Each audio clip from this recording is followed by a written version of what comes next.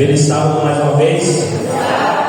Eu já estou começando a me acostumar, já estou começando a gostar, já estou me sentindo como se fosse da família de vocês, olha. Rapaz, vocês não estão enjoando não, eu aqui todo dia? Não? Rapaz, não enjoei mesmo não, porque não vai ter jeito, né? Eu vou ouvir o mesmo jeito.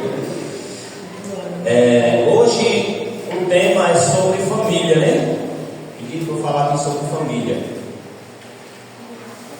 E durante a semana a gente vem falando sobre felicidade. E quantos aqui gostariam ou gostam de ser feliz também na família? Eu creio que todos nós, né? Existe muitas das vezes contenda na família, existe briga na família, e a gente almeja esta felicidade também na família. E eu estou aqui para falar sobre família também. Vamos falar com Deus mais uma vez. Vamos orar ao nosso Pai. Oremos. Senhor nosso Deus e amado Pai, mais uma vez nós estamos aqui de coração aberto e desejoso pela Tua Palavra. Fala ao nosso coração, Senhor, e nos ajuda a sair daqui com a certeza de que nós tivemos um encontro contigo. Em nome de Jesus. Amém. O nosso texto de hoje vai estar lá em Salmo capítulo 51. É um texto, eu posso dizer, de arrependimento. É um texto que mostra bastante arrependimento. Quando a gente lê ele, a gente fica comovido e querendo fazer das palavras do salmista as nossas palavras. E o verso 1 diz assim: compadece-te de mim, ó Deus, segundo a tua benignidade, e segundo a multidão das tuas misericórdias, apaga as minhas transgressões, lava-me completamente da minha iniquidade e purifica-me do meu pecado, pois eu conheço as minhas transgressões e o meu pecado está sempre diante de mim. O verso 10 diz: cria em mim, ó Deus, um coração puro e renova dentro de mim um espírito inabalável. Olha que oração, que pedido Davi está fazendo nesses versos. Davi, ele reconhece o seu erro, Davi, ele reconhece o seu pecado, Davi, ele clama àquele que realmente tem o poder de perdoar. Aí ele diz: compadece de mim, ó Deus, compadece da minha iniquidade, compadece das minhas transgressões. Aí ele diz: purifica-me, cria em mim um coração novo, um coração restaurado, um coração purificado. Davi aqui, ele, um momento antes, ele tem um encontro com um profeta. E o profeta, ele fala para Davi, o profeta conta o que realmente Davi tinha cometido, que aos olhos de Davi ninguém sabia. Aí o profeta diz assim: olha Davi, você cometeu um pecado gravíssimo. E aí Davi reconhece o seu pecado. Você se lembra bem que Davi, ele tomou a esposa do seu amigo Urias, um dos maiores soldados que Davi tinha, um dos seus amigos. Davi, ele pede para que sua equipe de guerra, os seus soldados, vá guerrear, e ele permanece no palácio. E certo dia ele está andando ali pelo palácio e ele vê a mulher do seu amigo. E ele pede para trazer a mulher do seu amigo à casa dele. E ele ficou com a mulher do seu amigo, dormiu com a mulher do seu amigo. Aí disse assim: agora vocês vão para casa e fingem que nada aconteceu. O problema é que essa mulher concebeu e deu à luz um filho. Ela ficou grávida. E aquilo que era para ser escondido veio à tona. Davi, com medo, preocupado, porque tinha cometido um pecado, aí pede para que o seu melhor amigo, o seu soldado, vá para a guerra e fique na linha de frente, porque os primeiros ataques quem ia receber era ele. Na mente de Davi, o seu amigo não ia voltar vivo, e se ele não voltasse vivo, estava tudo ok. E isso aconteceu. Urias, ele foi à frente, porque Urias era um homem obediente ao seu senhor, a Davi. Foi à frente, lutou a batalha, foi morto. E aí entra esse texto. O profeta do Senhor se aproxima de Davi e fala para Davi o erro que ele fez, o pecado que ele cometeu. Quando Davi ele reconhece esse pecado, aí ele diz aqui no verso 1: compadece de mim, ó Deus, segundo a tua benignidade e segundo a multidão das tuas misericórdias. Davi sabia que as misericórdias de Deus eram muitas. Aí ele diz assim: compadece de mim segundo as tuas misericórdias, apaga a minha transgressão. Ele diz assim: apaga aquilo que eu fiz, apaga aquilo que eu cometi, o pecado que eu cometi, apaga. Aí o verso 2 diz: lava-me completamente. Davi sentia o desejo de que Deus perdoasse o pecado que ele tinha cometido, e diz assim: agora me lave completamente da minha iniquidade e purifica do meu pecado. Esse era o desejo de Davi quando ele reconheceu que tinha cometido um pecado. Aí muitas das vezes a gente olha para o texto que a Bíblia diz assim: olha, Davi foi segundo o coração de Deus. Aí a gente pensa: Davi cometeu adultério, Davi cometeu pecado, mas Davi, ele fez algo que nos ensina todos os dias: pecar é uma consequência do ser humano, é o fruto do que o homem é capaz. Nós só presta para isso mesmo. O que nós mais faz é pecar.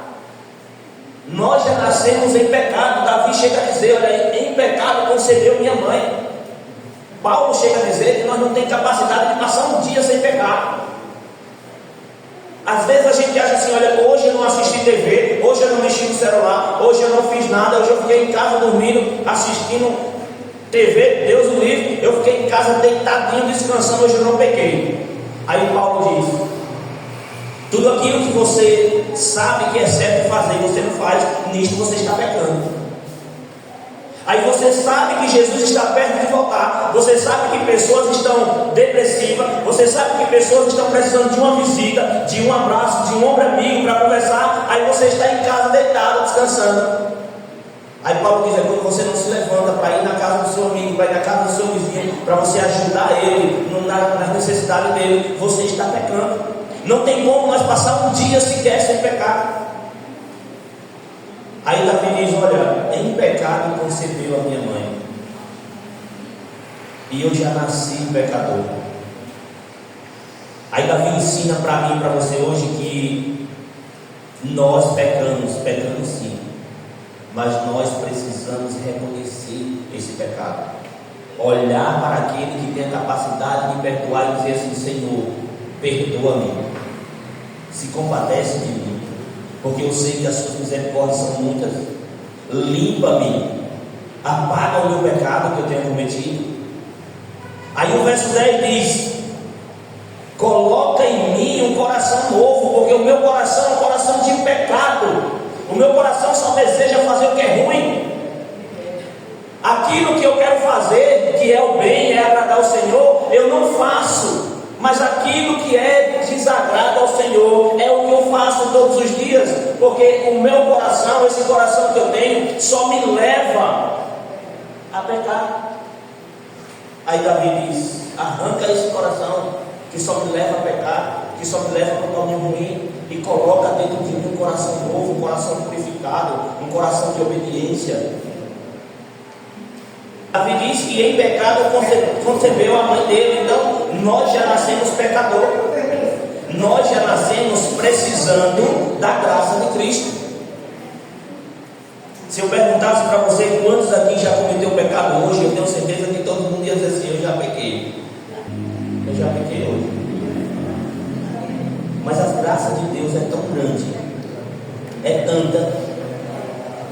cobre todos os dias. Eu não sei quantos aqui já fez alguma coisa de errado. Por exemplo, às vezes está mexendo no celular, é para mandar uma mensagem para alguém e manda para outro. Eita rapaz, mandei a mensagem errada. Automaticamente ali você vai ali para deletar, apagar para todos, não é isso? E ainda diz, tomara que ele lá não tenha um aplicativo que fez as mensagens apagadas. Não é assim que a gente pensa? Porque eu acabei de apagar, era a mensagem errada. Eu não sei quantos aqui já disse uma palavra errada. Quantos são casados aqui? Levante a mão que eu quero conhecer vocês. Olha aí. Se eu perguntasse para vocês, algumas vezes o seu cônjuge já falou alguma coisa que você não gostou? Sim ou não? Muitas vezes. Agora, se eu perguntar o contrário, ele também vai dizer que você já fez isso também. Você entende? A gente comete erros. Se eu perguntasse para vocês aqui, alguém aqui já se casou e depois disse assim, rapaz, fui precipitada, não era para ter casado com fulano, mas já que casou, fazer o quê? Não diz, não levanta a mão, então você está olha, você pode estar junto com seu esposo, com sua esposa, e quando sair daqui, em vez de ser uma bênção, vai ser um problema. Mas olha, a gente comete erros. Quando a gente vai para um celular, para um computador, existe uma tecla que você está ali digitando, e aí você errou, aí você vai lá, aperta aquela tecla e volta tudo normal. Às vezes você está ali apagando, eita, não era para ter apagado isso aqui. Você vai lá, clica e você volta. Existe essa tecla, Ctrl+V. Mas na vida real não existe. Não existe essa tecla na vida real. Porque se essa tecla existisse na vida real, Davi, você entendeu? Davi ia lá, clicava, voltava, tudo da onde ele não queria que tivesse acontecido, e continuava a sua vida novamente. Não existe. A pergunta é, João, eu cometi erro. Eu falei uma palavra que não era para ter dito. Eu casei com uma pessoa que não era para ter casado. Eu digitei ali uma palavra ali no celular e aconteceu. E agora, fulano viu. Eu deletei, mas ele tinha lá um aplicativo que conseguia ver a mensagem apagada e viu. E agora? Eu vou ficar preso naquilo que já aconteceu? Eu vou ficar preso no meu passado? Davi, ele entendeu que o pecado pode ocasionar duas coisas. Primeiro, ou deixa você preso naquele passado, naquele acontecimento, e você viver triste, ou você se desliga dele e ele te leva até Cristo. Existem essas duas coisas que o pecado pode ocasionar. Ou a culpa te leva a ficar paralisado a ponto de não fazer nada, porque errou. Aí eu pequei agora, fica paralisado. Ou essa culpa vai te levar até quem? Até Deus. Porque quando você comete algo de errado, o Espírito Santo vai te convencer disso. Aí quando você erra, essa é a função do Espírito Santo, é convencer o ser humano do pecado, que é o erro, da justiça e do juízo. Quando você peca, que faz algo de errado, como você não tem essa tecla para voltar ao passado, aí o Espírito Santo te convence desse erro e te leva até Cristo. Mas muitas das vezes isso não acontece, a pessoa fica paralisada. O pecado tem essa função de deixar você paralisado ou te levar você até Cristo. O Espírito Santo te convence do erro, do pecado e te leva até Cristo. Foi isso que aconteceu com Davi. Exemplo prático disso foi a história de Davi e a história de Judas. Quantos aqui conhecem a história de Judas? Creio que todos nós conhecemos. Judas errou, vendeu Jesus por 30 moedas de prata. Depois ele reconheceu o erro, sim ou não? Reconheceu. Mas o erro que ele cometeu, que ele reconheceu, o que foi que ele fez? Paralisou. Ficou paralisado e o desespero bateu. Aí o que aconteceu? Colocou uma corda no pescoço e acabou com a sua própria vida. Já diferente de Davi. Aconteceu o pecado, cometeu o erro, mas o erro dele levou ele até quem? Até Cristo.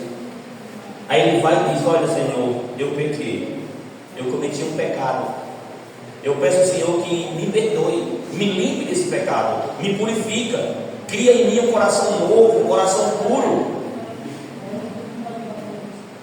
Existe essa diferença.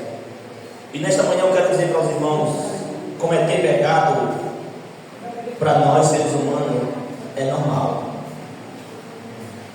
Joãozinho, como assim? Porque nós somos pecadores. Nós não, presta atenção, pega essa aqui agora. Nós não somos pecador porque cometemos pecado. Nós cometemos pecado porque somos. Ou seja, o pecado que nós cometemos, ele é um fruto. Você está entendendo? É como se você plantasse um pé de coqueiro. Eu vou usar o pé de coqueiro, que foi o que me veio na mente agora. Você planta um pé de coqueiro, ele nasce um pé de coco, não é isso? Ele é um pé de coqueiro só depois que ele botar o coco ou colocar o fruto? Não. Antes dele colocar o fruto, se alguém chegar lá e dizer que pé de ave é esse, você vai dizer o quê? É um pé? Mas ele não colocou o fruto ainda. Ele vai colocar o fruto porque é a consequência. Ele é um pé de coqueiro. Você é pecador. Você vai pecar porque é o fruto. Nós somos pecadores. Ah, o menino nasceu, ele não pecou ainda, mas é um pecador? Sim. Ele não vai ser pecador só depois que pecar. Ele vai crescer, que nem um pé de coqueiro, ele vai crescer, no futuro ele vai fazer coisas que desagradam a Deus, como um pezinho de coqueiro, vai crescendo e vai colocar o fruto. Nós pecamos todos os dias, mas Davi nos ensina que nós não temos uma tecla para voltar no passado, mas nós temos um Deus que perdoa os nossos erros.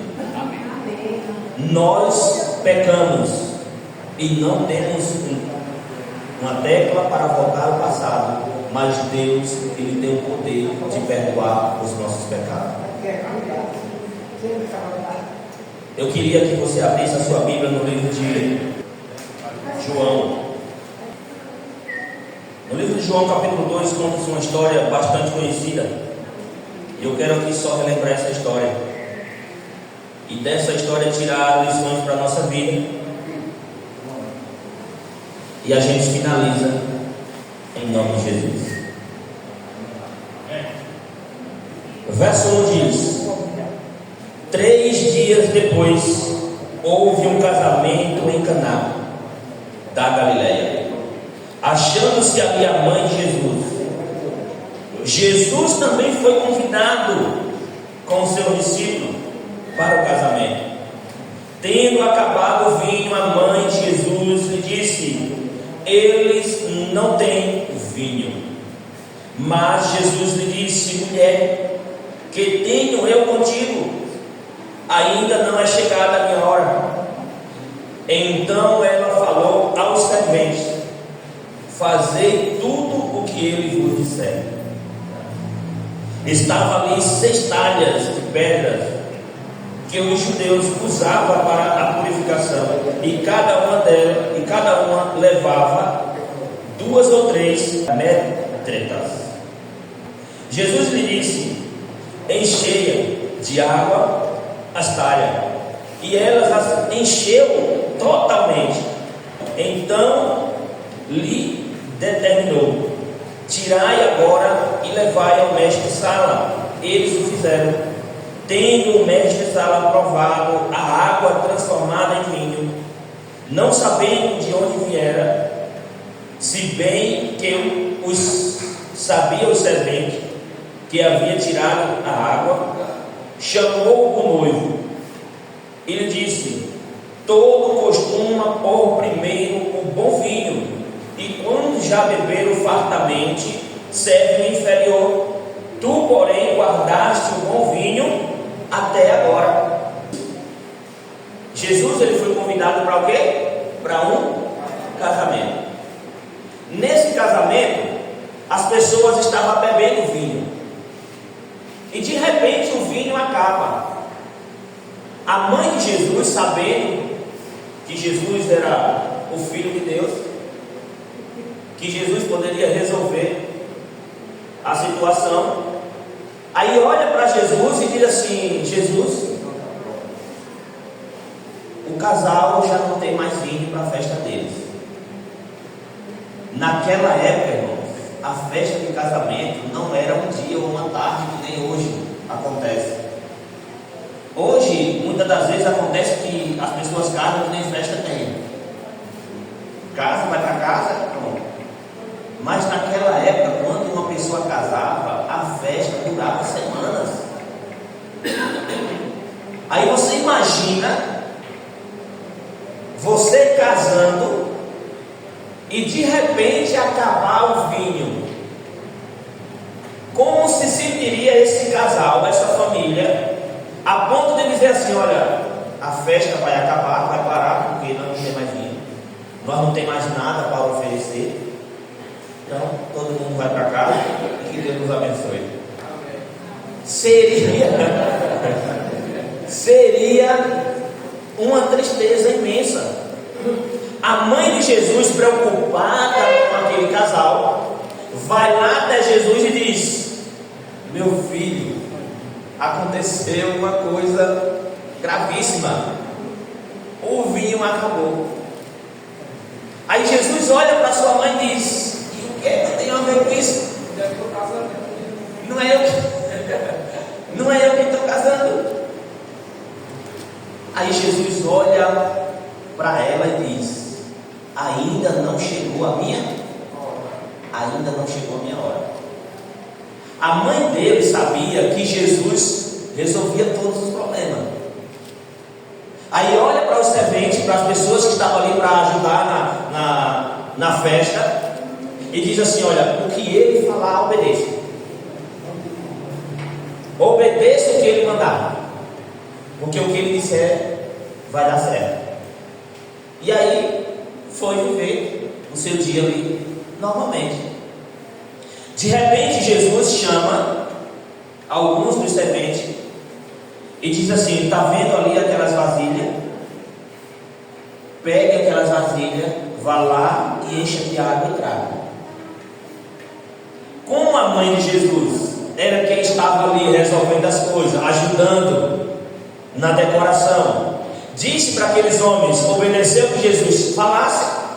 Por mais absurdo que fosse, eles tinham que fazer o quê? Obedecer. Agora pega aí. Muitas das vezes, coisas na nossa vida não fazem sentido, mas nós precisamos obedecer no que diz o Senhor, no que diz a palavra, no que diz a Bíblia. Tem coisas que parecem não fazer sentido, mas se Deus está pedindo, faça. Tem coisas que você vai olhar e vai dizer assim: não, mas Joãozinho está ficando louco. Como é que Joãozinho disse que é para eu fazer isso porque está na Bíblia? Por mais que não faça sentido na sua vida, se Deus estiver pedindo para você fazer algo, você faça, porque Ele sabe o que é melhor para cada um de nós.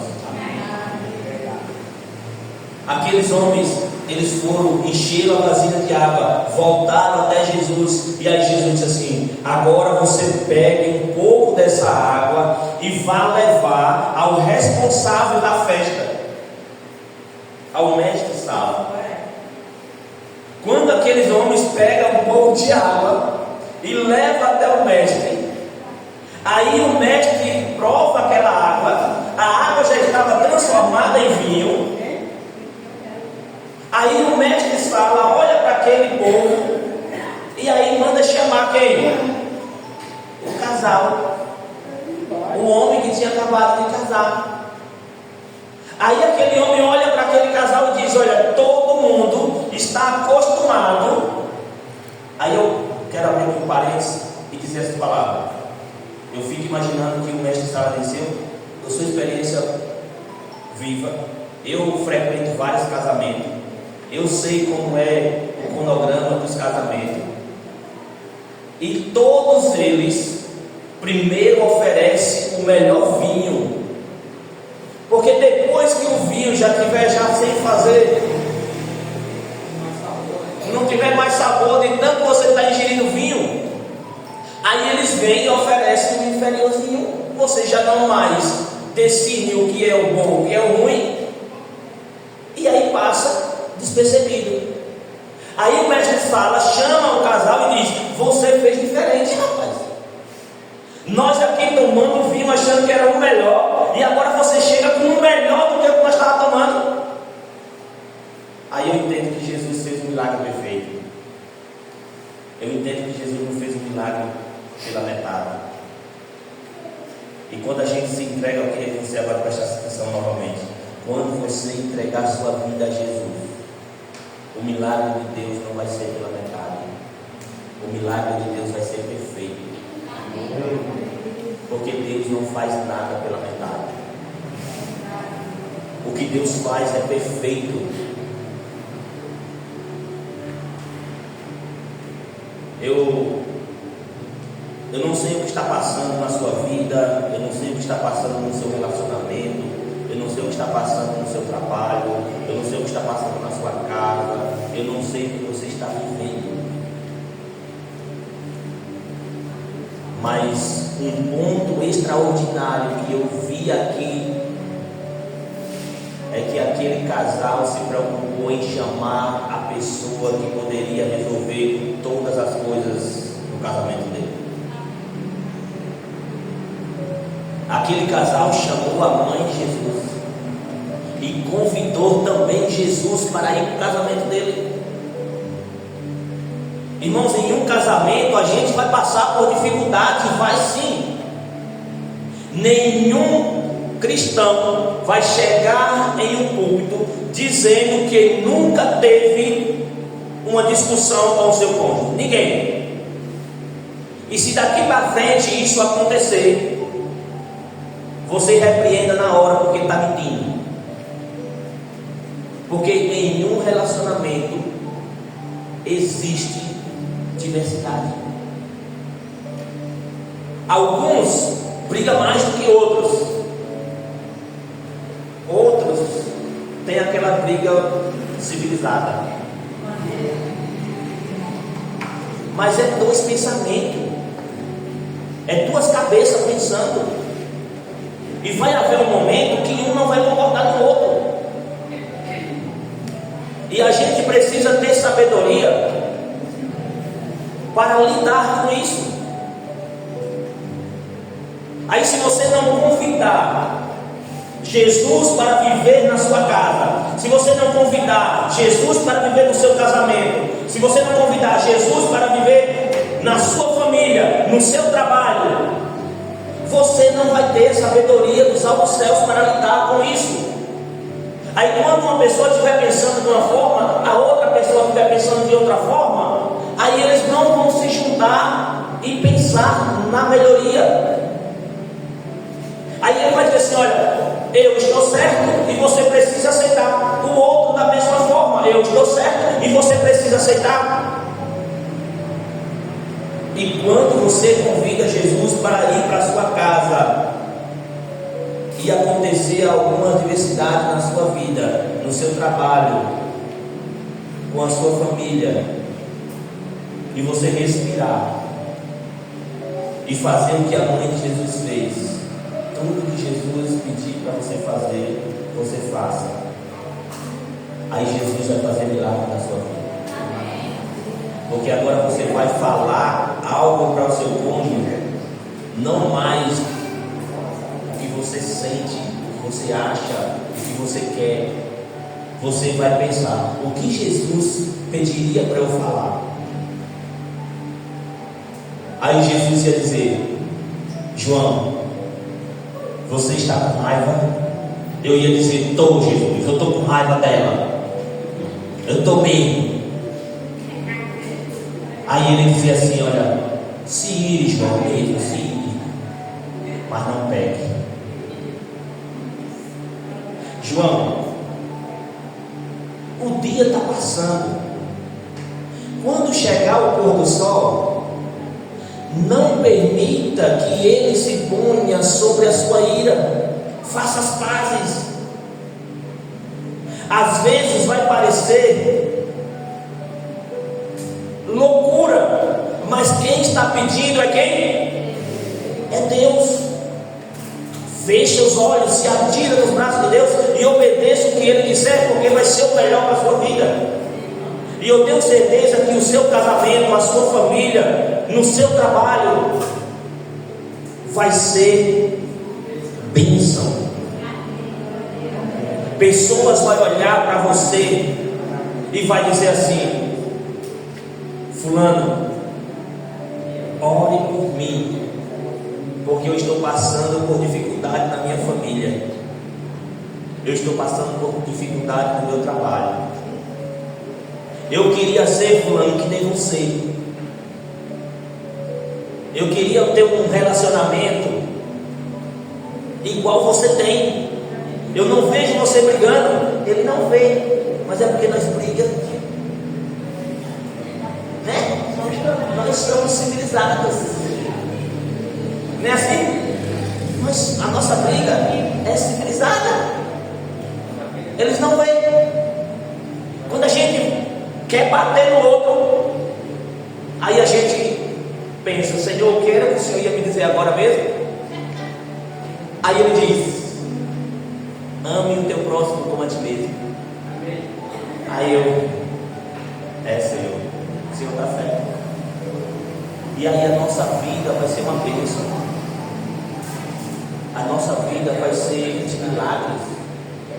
A gente precisa convidar Jesus para morar conosco. A gente precisa convidar Jesus para estar conosco todos os dias. Porque se Jesus estiver na sua vida, tudo vai dar certo. Tudo. Você vai passar por tempestade, vai. O seu barco vai balançar, vai. Às vezes chega até encher de água e você diz assim: agora é o fim, vai afundar, vai acabar. Mas quem está no remo, quem está no controle da nave, daquela nave, daquele barco, não é você. Quem está controlando é Cristo Jesus.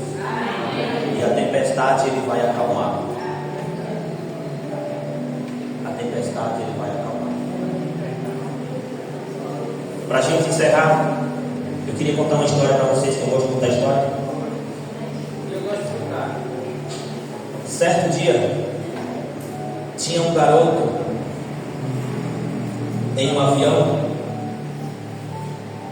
e aquele avião entrou em turbulência, começou a tremer, a balançar, todo mundo colocando os coletes salva-vida, colocando máscara, e o menino que estava naquele avião estava calmo, quieto, e achou interessante, porque não era normal o que estava acontecendo com aquele menino. Para ele, aquele menino era para estar desesperado mais do que os adultos. Era todo mundo dizendo que ia morrer, que ia se acabar, e aquele menino quieto. E aí chega um para perguntar: meu filho, você não está com medo? Aí ele disse: não, porque quem está pilotando esse avião é meu pai. Aquele menino acreditava tanto no pai que ele disse: não vai acontecer nada. Estou passando por essa turbulência, estou passando por essa dificuldade, estou, mas quem está pilotando o avião é meu pai, e vai dar tudo certo. Irmãos, é para nós acreditar de uma forma tão grande em Deus, que por mais difícil que esteja passando a sua vida, É para você olhar assim na direção da cruz e dizer assim: olha, quem morreu por mim foi Jesus. Quem está no controle da minha vida é Jesus. Quem está no controle da minha família é Jesus. E eu tenho certeza que tudo isso vai passar. O diabo vai fazer de tudo para destruir a nossa família. O diabo vai fazer de tudo para destruir a nossa vida. Mas ele não tem o poder de derrubar uma folha de uma árvore, se Deus não permitir. O diabo não tem capacidade de fazer nada com a sua família, com a sua vida, se Deus não permitir. O diabo só fez o que fez com a vida de Jó, porque Deus permitiu. Mas a maior dificuldade que você esteja passando, pode ter certeza, ela tem tempo determinado. Amém? Amém. A dificuldade que você está passando, ela tem um tempo de acabar. Amém. Porque Deus vai acalmar as tempestades que estejam acontecendo na sua vida. Amém. Eu quero convidar você a ficar de pé para que a gente possa orar ao nosso Deus. Senhor, nosso Deus e amado Pai, nós queremos te agradecer pela proteção que o Senhor tem por nós. Agradecer, Senhor, porque sem merecer o Senhor nos ama. Agradecer pela certeza de que mesmo passando por tempestade, por tribulação, o Senhor é quem está no controle da nossa vida. Nós sabemos, Pai, que o inimigo está irado conosco. Está irado porque ele sabe que pouco tempo resta para ele, e ele quer destruir o máximo de pessoas que ele consiga. Mas em nome de Jesus, nós nos entregamos a nossa vida nas tuas mãos. Nós entregamos o controle desta embarcação, porque nós temos certeza de que todas as dificuldades que nós viemos passar, o Senhor vai acalmar todas elas. Eu quero entregar cada um que está aqui na tua casa nesta manhã. Eu quero entregar cada família que aqui se representa, para que o Senhor possa enviar anjos e o teu Santo Espírito para cuidar de cada um delas. Leva-nos, Senhor, para nossos lares em paz, com a certeza de que nós tivemos um encontro com o Senhor, e que por mais que seja estranho aquilo que o Senhor pede para que a gente venha fazer, nos ajuda, Pai, a nos entregar ao Senhor completamente. Nos ajuda, Pai, a ter essa fé de obedecer o Senhor em todas as palavras.